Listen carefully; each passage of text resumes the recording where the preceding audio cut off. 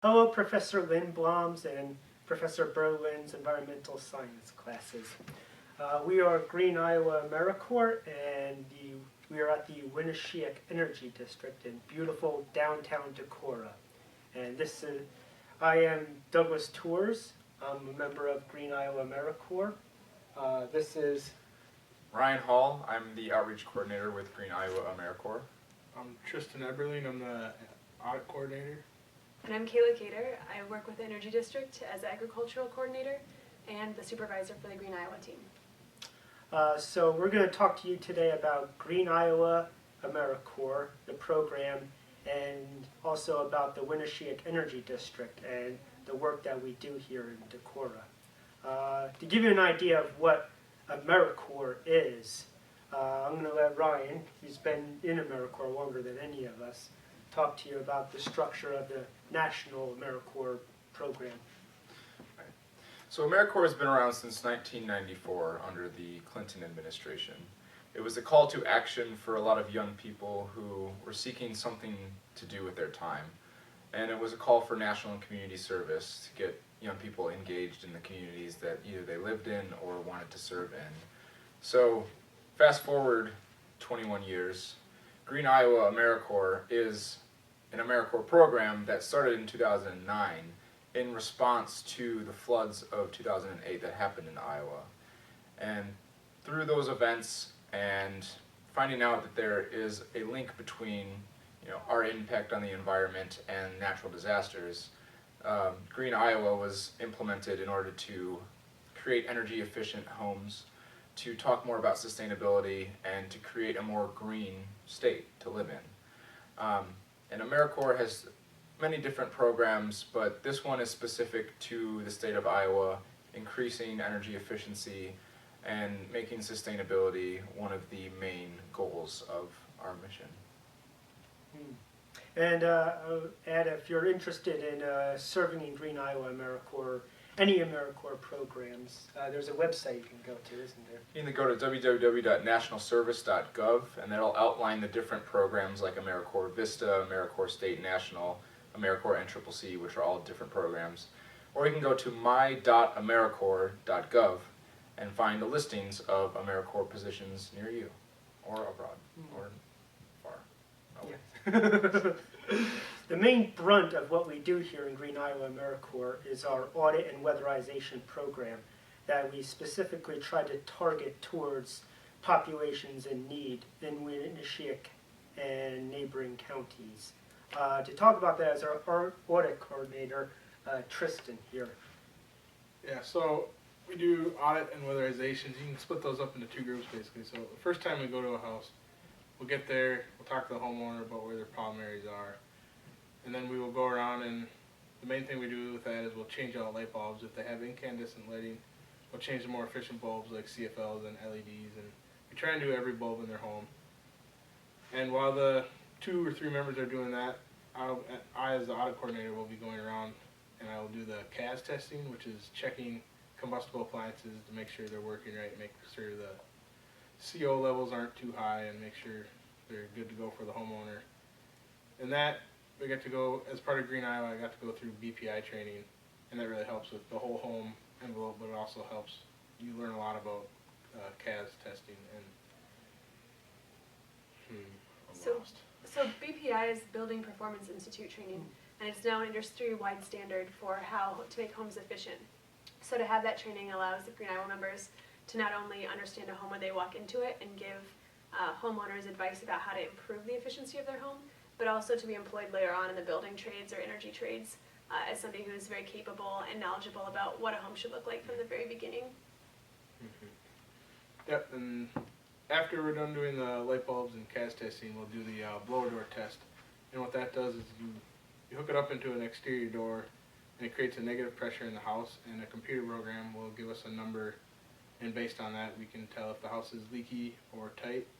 And if it is leaky, you go around with a thermal camera, look for where the air is coming in, and you'll take some notes, And then usually we will schedule a separate appointment, and we will come back and we will air seal those with, usually caulk around windows, spray foam in the basement, or insulating the rim joists in the basement, and just getting the problem areas And we usually ask the homeowner about an area they notice, and that helps out a lot, and can help make the house more comfortable for them.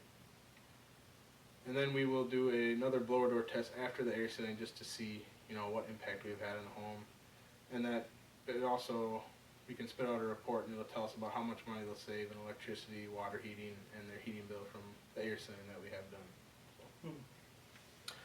So the Green Iowa AmeriCorps consists of 5-person teams in 7 locations around the state. Those are Fairfield, Dubuque, Cedar Rapids, Cedar Falls, here in Decorah, Des Moines, and Storm Lake. Storm Lake, brand new site. When you join the Green Iowa AmeriCorps, you're given a living stipend, which should be enough for you to get by, to have a place to live, and to survive and not starve to death. But also there's the plus that you're able to better manage your college loans that you may have accrued while you were in school. I'll let Tristan talk about that. He's more knowledgeable than I am. Yeah, probably. so while you're doing an AmeriCorps term, your loans go into forbearance, and you do not have to pay back towards them. And AmeriCorps will also pay the interest that you accrue while you're in AmeriCorps. So that's really nice too. And then you also get a Siegel Education AmeriCorps Award, and that is up to $5,730, and those can be paid towards future tuition at a Title IV institution, which typically most colleges and universities are, or you can pay off your public loans with that education award. And you can earn up to 2 education awards for 2 years of service in AmeriCorps. So I said that there were 5-person teams, and you may be scratching your head now why there's only 3 of us and Kayla up here. We are 2 people short, but in a full team with 5 members, you would have an audit coordinator, which Tristan is, the outreach coordinator, which Ryan is, the education coordinator, which I am, and then you would also have a logistics and a marketing coordinator to make the 2 other positions. The requirements for Green Iowa AmeriCorps are that you have some college. This does not mean that you need any degree at all. You certainly don't need a bachelor's degree, and you don't even need an associate's. You just need some sort of college credit. Also, you don't need any background in environmental science or sustainability. I came from history. Tristan did study environmental science, but certainly I didn't know anything about environmental studies when I joined the program. It's a wide range of people that do it. Yes. So to talk about what else we do, so we went over the audits and weatherizations. As the education coordinator, I put on education events. We usually try to have about 5 of these a month.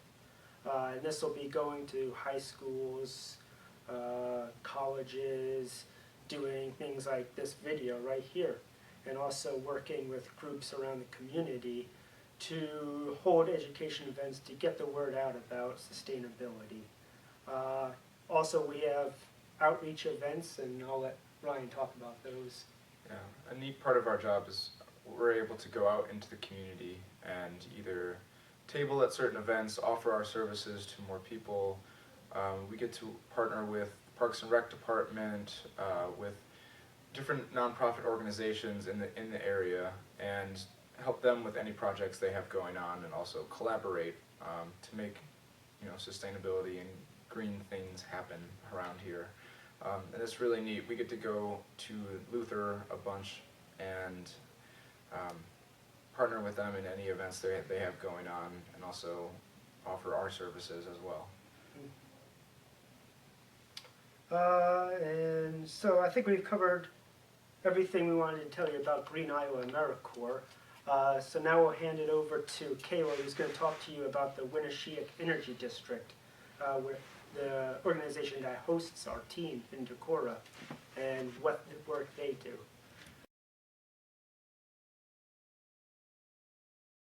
Okay, so like Doug said, we're sited here at the Winneshiek Energy District, and the Winneshiek Energy District is a nonprofit in Decorah that serves all of Winneshiek County, and we have many programs that center on energy efficiency, and climate mitigation. And so the Green Iowa AmeriCorps fell one niche there in that they work with homes specifically. And better still, their programs are free to people of low income, people that are disabled, veterans, and so they're able to provide those services to homeowners. But we also manage programs for farms and for businesses to better understand their energy use. Why do we do this? Well, so we really wanted to start a clean energy transformation and to have that be started in this county. About 5 years ago, a group of people got together and we're starting to look at the numbers of dollars that are spent annually in Winneshiek County. And we determined that there's about $75 to $100 million spent annually here in energy. When you think of the energy that people use, whether they be farms or businesses or homeowners, a lot of it is in electrical costs, a lot of it is in gas and propane costs, or even in costs of transport and fuel. Farmers obviously use a lot of propane and diesel when they both dry crops and plant them, as well as using a lot of nitrogen to grow crops too, which is also a fossil fuel input. But when you look at $75 million annually spent in those costs, you start to realize that the lion's share of that money is exported not only from the county but from the whole entire area, because we're not mining coal here, we're not mining gas here. We don't have a lot of electrical plants that we're owning ourselves. So essentially, every time we pay for these goods, we're sending that money out of the state sometimes, definitely out of the county, to pay for them. So when folks started looking at this, they said, hey, if we could help people be more energy efficient and save some of their costs that they're spending in energy, well, those costs then, that savings, the dollar savings, they'd be able to keep that in their pocket, and then they'd be able to spend it locally and reinvest that money locally. So, for example, if somebody saves $20 a month on their energy bill as a result of the Green Iowa AmeriCorps team's work, at the end of the year, they now have saved $240 that they could put towards groceries or towards Christmas presents or towards a vacation or whatever they wanted.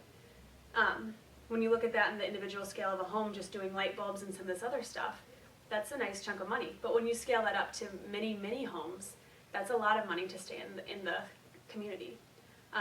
When you start talking about businesses or farms that could maybe make very large improvements that will save them thousands of dollars, then we start talking about a lot of money staying in our rural communities. So the goal of the Energy District is two twin things. One is helping rural development here and keeping money in our economy by pursuing energy efficiency and renewable energy, which I'll talk about. And also the ethics of energy, for the energy that we have, not only to be local, but to be clean and not polluting our air and water and environment. So we've already talked some about energy efficiency, but the other really exciting thing is renewable energy, and that's something we have worked to get installers educated to be able to install things like solar panels, and to work with local banks and others so that there's infrastructure available for people that want to do solar. And now is a really exciting time for renewables, because if you think about what I just spoke about, all the money that leaves our economy, well, energy efficiency and spending less on energy because you aren't needing as much is one way to save some of that money.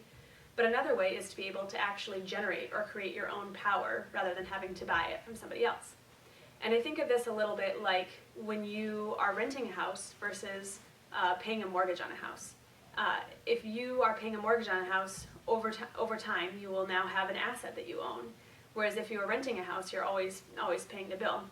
And right now, most people, when they pay their electric bill, it's kind of like they're renting that electricity from somewhere else. They always have to pay a different organization. If somebody were to buy solar panels and even take out a loan to do so, their loan costs can just replace what they would otherwise pay to the energy company, and over time they will own their own energy generation. So if it takes you 7 years or 10 years to pay for your solar panels, at the end of that 10th year you're now just getting free energy. And so that's really exciting, not only for people to own their own power and in the future experience all the benefit of the cost savings and keep that money in our local economy, but in doing that, in buying the power themselves, They can use local banks, which is another form of local economic development, and they can pay local contractors, which is another way to keep turning dollars through our local economy rather than exporting them. This has become really popular in the county, partially because of the support that the district has had in helping infrastructure get created. And Decorah is now probably has the highest per capita solar of any city in the state and almost of any city in the country. We've been running the numbers, and the only one we can find that has more per capita is Honolulu. So we've been doing pretty well there. And it's not just because of the ethics of it. I mean, I do think that's an important argument, and some people that did this 5 or 10 years ago were early adopters did so because they were concerned about the environment. But today, this makes economic sense. It makes economic sense no matter what your politics are, no matter what stripes you have, because solar panels, the price has come down. So 5 years ago, solar panels are installed in watts is the rating. And 5 years ago, for 1 watt installed, the price was $8. And now, for a watt of solar installed, it's under 3. Probably 3 for a smaller installation, and well under that for a larger installation like a business or a farm might need. Those price declines combined with incentives through federal tax and state tax credits mean that a lot of solar systems now have a 7-year payback. So after 7 years, you are now creating free energy. For farms and businesses that can depreciate the cost of the installation as well, use depreciation as another tax incentive, they might have payback times of 4 or 5 years. And then there's some other grants available too that can bring that payback even to 3 years. So now is a really, really good time for people to get into owning their own energy and generating their own energy. And this is something that's really unique, because I think when people think about clean renewable energy like wind turbines or solar, we're all really excited about clean energy sources coming out. But what most people don't realize is that solar, for the first time, has enabled us to democratize the way energy is produced in this country. Because formerly, the grid was just set up with one central power generating plant, and then that sends energy out to every home. There's a power plant, a very large transmission line, and then from the large transmission line, these feeder distribution lines that go out to our homes and our towns. And the power has only flowed ever in one direction, from large power plants, central places, out.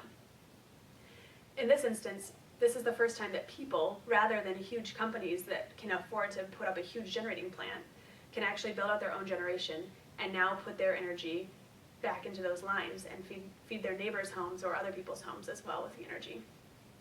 And that's really going to change the way that energy works in this country, because it's very different to be able to keep that money, like I said earlier, in our rural economies or in all economies, and keep that money with the homeowner or the business owner or the farmer, rather than send it to a company that has its investors at heart rather than its customers. So the question these days in the energy world is not whether renewable energy, specifically wind and solar, will be the energy future. It's already the energy present. The question is, will it be owned by individuals who get to reap the benefits of that, or will it be owned by huge investor utilities? And will corporations reap the benefits of renewable energy? I think ideally the answer would be both. But our organization, apart from giving people technical assistance to actually analyze their energy use and see if renewables might fit for their business or their farm, apart from doing the technical assistance piece, we've been working on policy regulations, specifically in the state of Iowa, to make sure that it's still legal and fair for people that want to put in solar and other renewable energy to be able to do so, and to be able to have the opportunity to be able to put that energy back on the grid.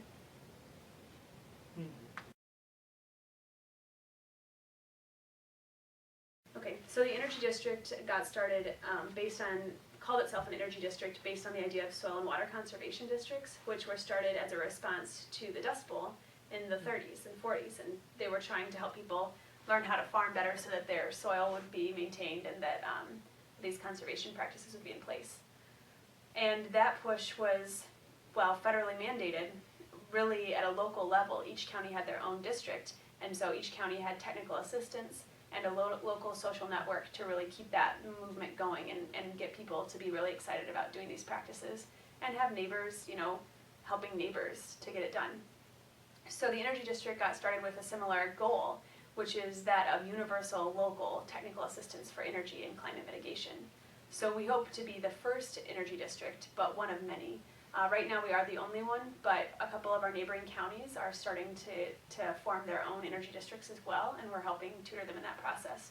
So perhaps someday there will be energy districts not only in every county in Iowa, but in every county in the country, which would be really exciting and would really help empower local citizens to save money on energy and to be able to explore technologies that can help them generate their own energy and do so in a clean way. Okay, so the other thing would be why distributed generation is better. So some controversy surrounding solar that's owned by individuals, or what is called distributed generation, because it's distributed through the grid rather than coming from one central location out. Some controversy around distributed generation comes from large investor-owned utilities that are frustrated by losing customers that would otherwise be paying for their electricity. And they say that when somebody gives them energy, it should be, or when a distributed customer puts energy on the grid, the company should only pay them the avoided cost rate of energy for that amount of energy. So energy is paid for in kilowatt hours, so the company says, look, we pay for the generation of power at the coal-fired power plant only 3 or 4 cents a kilowatt hour. So when you put energy on the grid from your solar panels, we only want to pay you 3 or 4 cents a kilowatt hour for that energy. Well, that's not very fair, because the person that has put in solar, when they have to buy energy from the company, is paying 14 cents.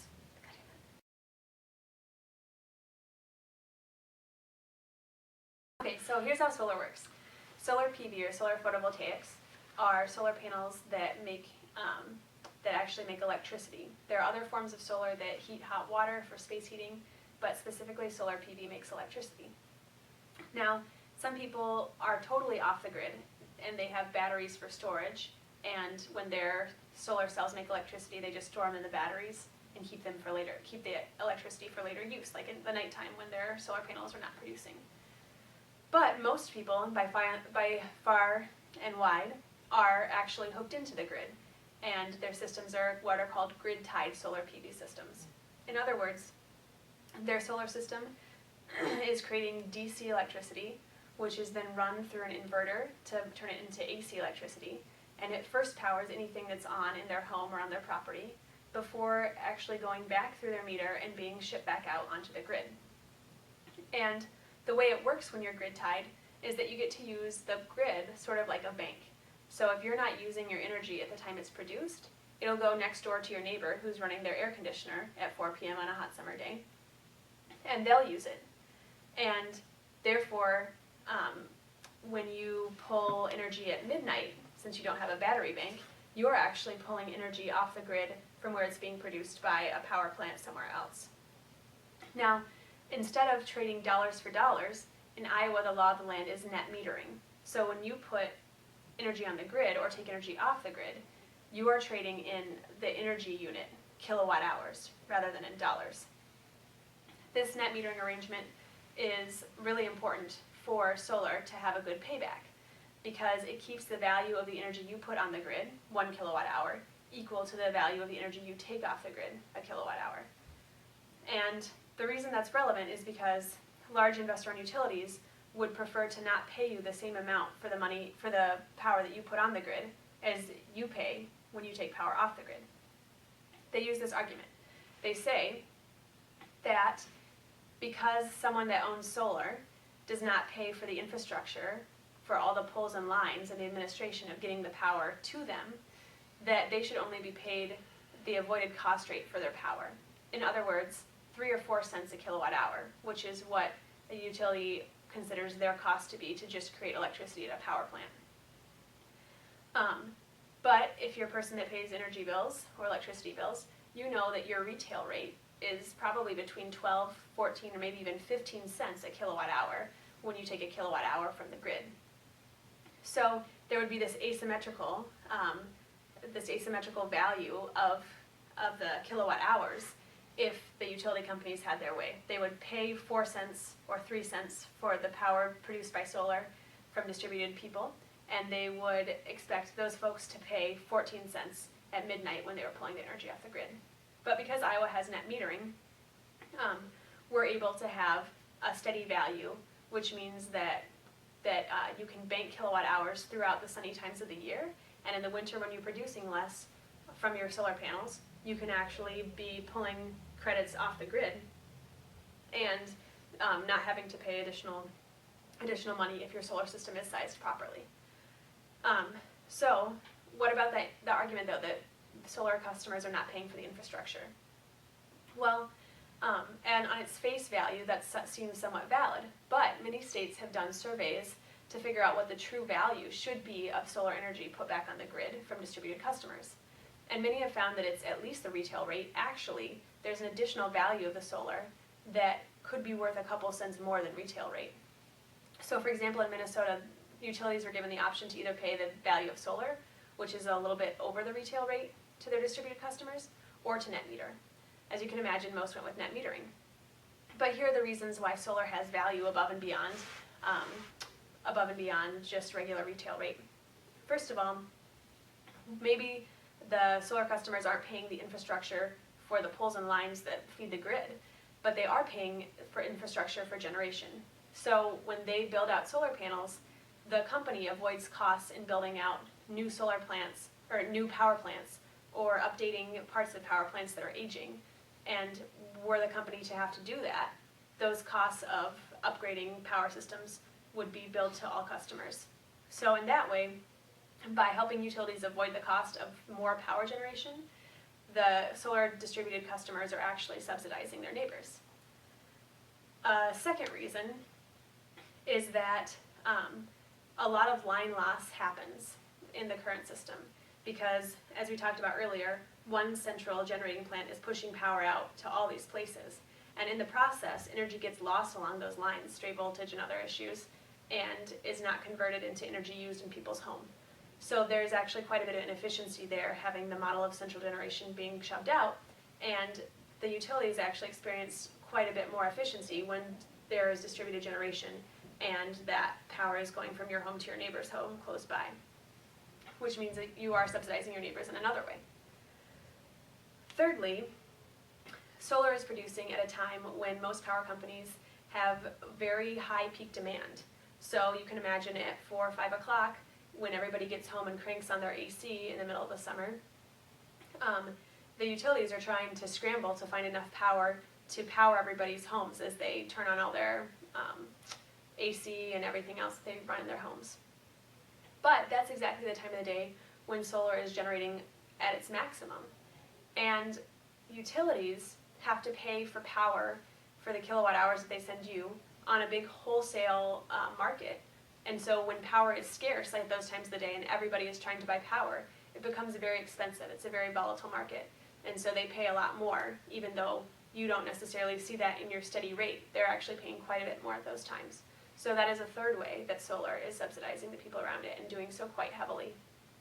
Now, lastly, but obviously not least, it's also a clean technology that is not contributing to all the environmental problems that the current system of energy production is.